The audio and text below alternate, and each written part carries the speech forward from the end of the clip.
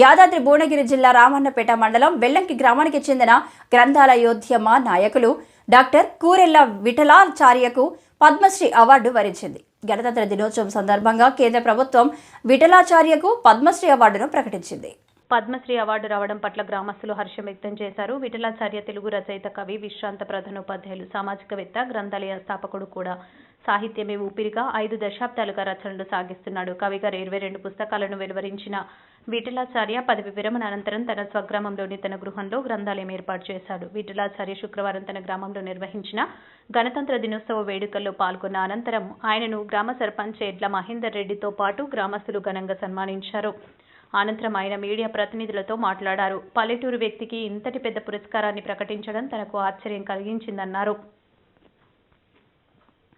విద్యను ప్రతి పల్లెలో వ్యాప్తి చేయాలన్న ఉద్దేశంతో ఎక్కడ అవకాశం ఉంటే అక్కడ బడులు పెట్టాలని, సాహిత్యం పెంపొందించాలని పత్రికలు, సాహిత్య సంస్థలు, సామాజిక సాంస్కృతిక సంస్థలు ఏర్పాటు చేసి తన వంతుగా సామాజిక సేవ చేశారన్నారు.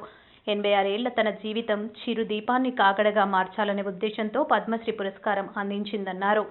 ఈ సందర్భంగా తన శిష్యులందరికీ కృతజ్ఞతలు తెలిపారు. ఏ పనినైనా నిస్వార్థంగా చేస్తే సఫలం అవుతుందని తాను భావిస్తానన్నారు. ప్రధాని నరేంద్ర మోడీ తన పేరును ప్రస్తావించడం ఆశ్చర్యాన్ని, ఆనందాన్ని కలిగించిందని విఠలాచార్య పేర్కొన్నారు. విఠలాచార్య చేస్తున్న సాహిత్య, సాంస్కృతిక, సామాజిక కార్యక్రమాలను గుర్తించి గతంలో తెలంగాణ ప్రభుత్వం తెలుగు భాష సాహిత్యం అకాడమీ వారు దాశరథి పురస్కారాన్ని అందజేసింది. పల్లెటూరు అభివృద్ధికి మనం ఏం చేయాలి అనే ఉద్దేశంతో మొట్టమొదటి పల్లెటూరు అభివృద్ధి పరచాలంటే బళ్ళు పెట్టాలి. నా చేతనంతవరకు బళ్ళు పెట్టాను. వాళ్ళకు ఒక విధమైన పరిజ్ఞానం కలిగించాలి.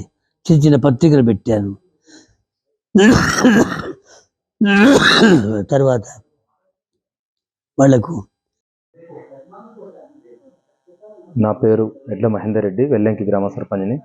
ఈరోజు మా వెల్లంకి గ్రామంలో ఒక పండుగ వాతావరణం నెలకొన్నది.